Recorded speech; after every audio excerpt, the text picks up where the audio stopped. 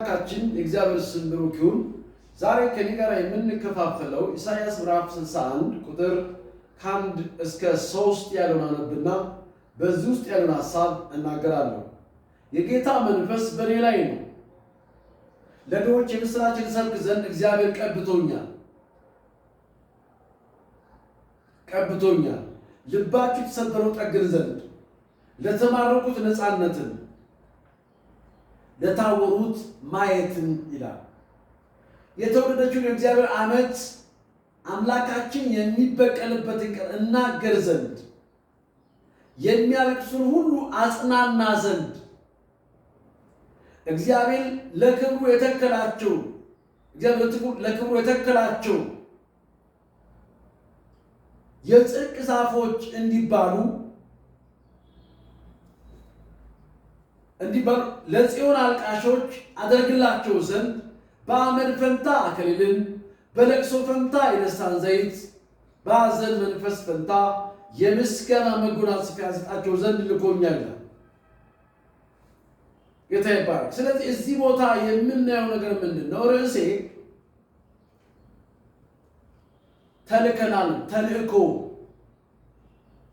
ተልከናል የሚል ርዕስ አለኝ። ለማን ነው የተላክነው ነው ጥያቄ። ተልከናል ስንል ለማን ነው የተላክነው ስንል እዚህ ቦታ ላይ ሶስት ሰዎች አሉ። የመጀመሪያው ልባቸው የተሰበሩ ሰዎች ልባቸው የሚሰበሩበት ብዙ አይነት ምክንያት አላቸው።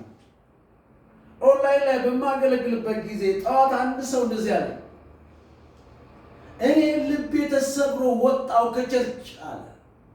የወጣው ከቸርች ሳይሆን ከአዳራሽ ነው። ነገር ግን ልብን የሚጠግን፣ ልብን የሚያነሳ፣ ልብን የሚያጽናና ከሰው ብንርቅ እንኳን ሁል ጊዜ እኛ ማድረግ ያለብን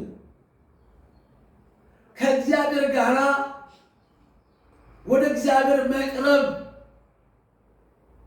ለተወሰነ ጊዜ ልባችን የሰበሩ ሰዎች ከኛ ጋር እንኳን ካሉ ወይም ከሌሉ ይህን ጉዳይ በጣም ልናጤነው ይገባል። የምህረት ሰዎች መሆን አለብን።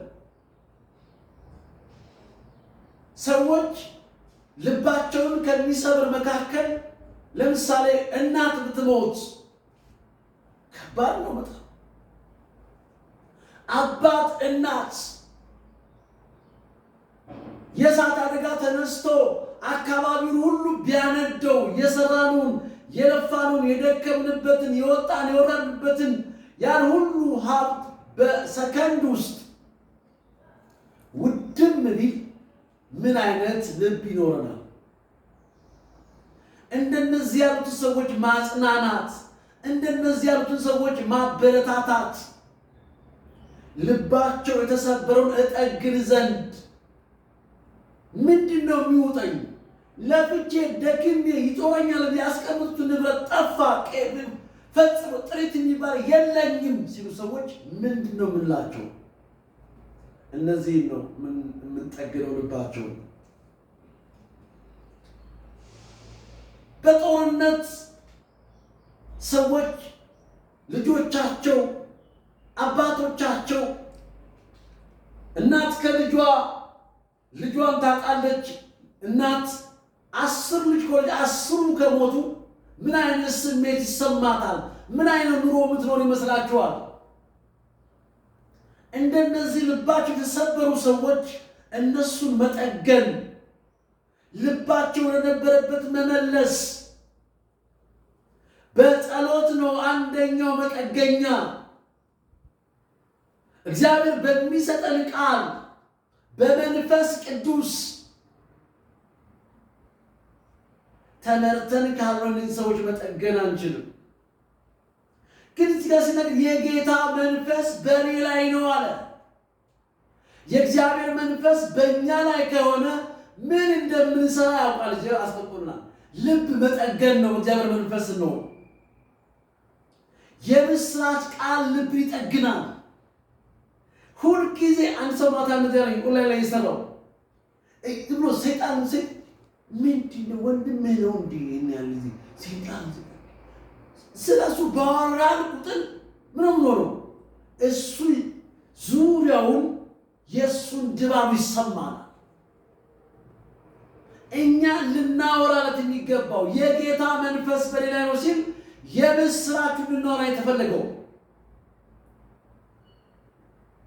የጌታን ሞትና ትንሣኤ ልናወራ የተፈለገው የምስራች ማለት እኔ የምስራች ብልዝጋ ምስር ብላ እንደምትሆን እርግጠኛ ነኝ።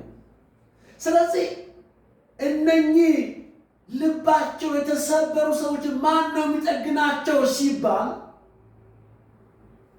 የምስራች እሰብክ ዘንድ እግዚአብሔር ናጉኛል ቀብቶኛል። የተቀባ ሰው ነው ምንም ያህል ልብ ይጠግናል። ኦንላይን ላይ ሰሞኑን ማገለግለው እንዲህ ያሉ ሰዎች የሚመጡት ልባቸው የተሰበሩ ሰዎች፣ ተስፋ የቆረጡ ሰዎች። ስለዚህ ልባቸውን የተሰበሩ ጠግን ዘንድ አለ። ሁለተኛው ለተማረኩት መማረክ ማለት ምን ማለት ነው? ለምሳሌ እስቲ ቆይ እኔ ጫት የምቅመው ትምህርቴን ለማጥናት ብሎ አንድ ተማሪ ጫት እየቃመ እያለ ትምህርቱን ጨረሰ እንበል። ከጫት መንደር ለመውጣት ይታገላል። ተመልሶ እዛው ነው። ለምን? ተማርኳል። ለምን? ፈቃድ የለውም መውጣት፣ አቅም የለውም መውጣት፣ ጸጋ የለውም መውጣት። ለዚህ ነው ቅድም ስለ ሳምሶን ስናነሳ በጣም ሳምሶን ይገርመኛል።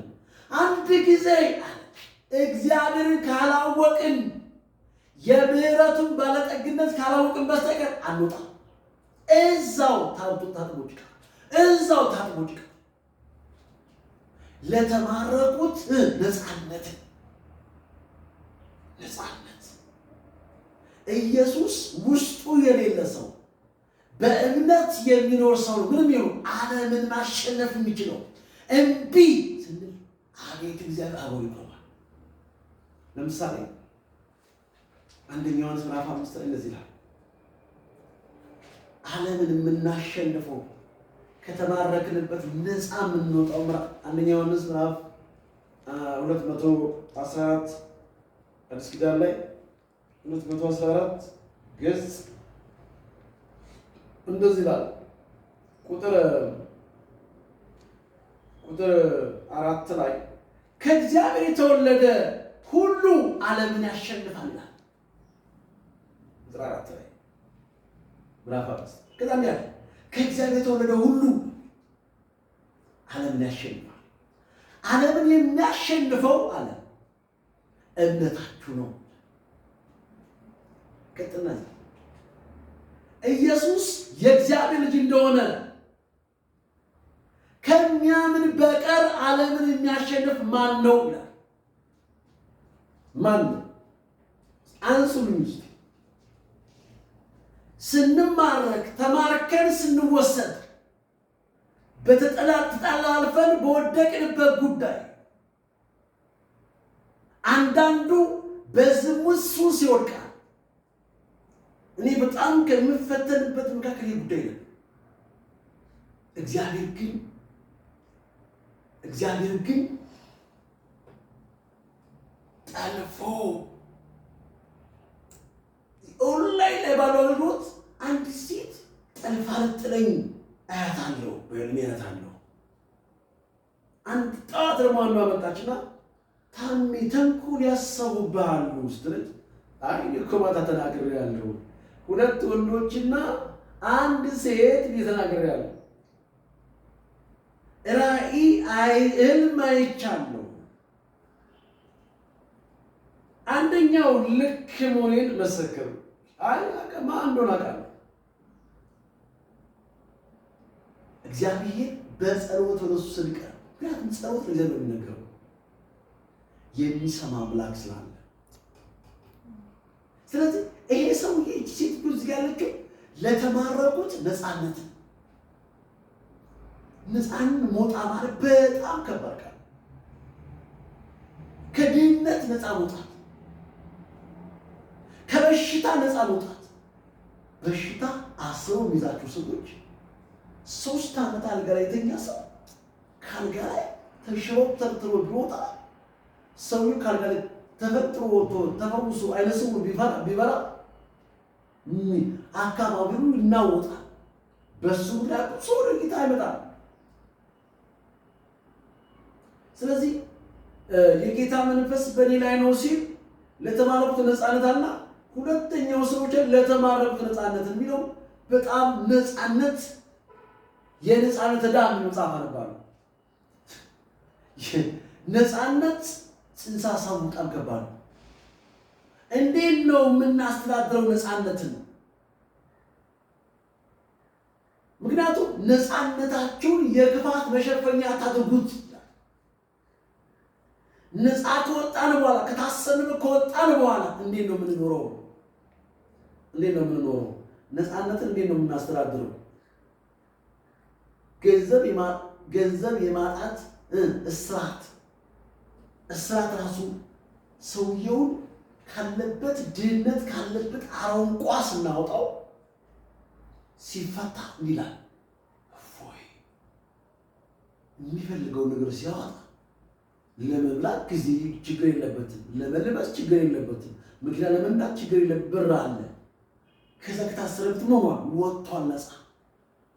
ነገር ግን የወጣበትን ነፃነት አሁን የደረሰበትን ያንን ያስረውን ጉድ ያንኛው ነገር ነፃ ከወጣ በኋላ ያለው ህይወት ነው ከባድ ነው።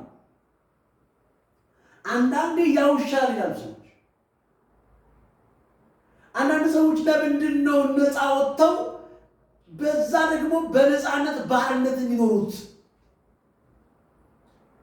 ሱስ ውስጥ ይገባሉ። ገንዘብ አለኝ ሴት ያማርጣሉ። ሰው ያስገድሉበታል ገንዘባቸው።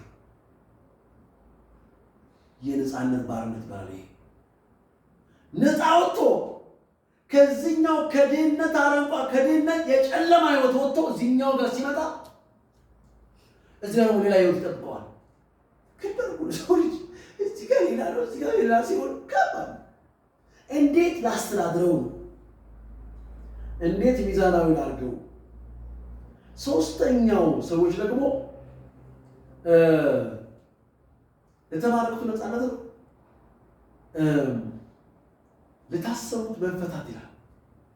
መታሰር መማረክና ለተማረኩት መማረክ በጣም ከባድ ነው። መታሰርም ከባድ ነው። ብዙ አይነት እስራት አለ። በሱስ መታሰር፣ በቂም መታሰር። አንድ የጠዋት አንዱ ምን አለ፣ እኔ አንድ ሰው በጣም ቂም እንዳለኝ አውቃለሁ አለ። ምን ላድርግ አለ። ብቻህን ዛፍ ስር ሄዶ ዛፍ ስር ወይ ቦታ አሁን አዲስ አበባ ይመቻል። አዲስ አበባ አልኮልክ ይመቻል። አሁን ጊዜው አለ አዲስ አበባ ቦታ መዝናኛ ብቻህን ሄድና ጾም ጾም ይዘህ እንዲበለው ጌታ አቅቶኛል በለው። ዝም ብለህ እንደ ጓደኛ እያወራህ ከሌሎቻቸው በዚህ ጉዳይ እኔ ልተው እፈልጋለሁ፣ ልወደው እፈልጋለሁ። እስቲ አንተ ምን የሆነ ይሄን ጉዳይ እግዚአብሔር ወንድም እንዲወደው አድርገኝ በለው አልኩት። እሺ ወጥቶ ሄደ። መፈታት በቂም መታሰር ከባድ ነው። እኔ ቂም አይመችኝ። ቂም የሚባል ነገር መፍታት አንድ ቦታ ላይ እስቲ ኢሳይያስ 58 ላይ ነው። ኢሳይያስ 58 በጣም የሚገርም ቃል አለ። እንዲህ ይላል ገጽ 566 እንደዚህ ነው። ሰዓት ንገረኝ። 6 ሰዓት ሲሆን 6 ሰዓት ነው።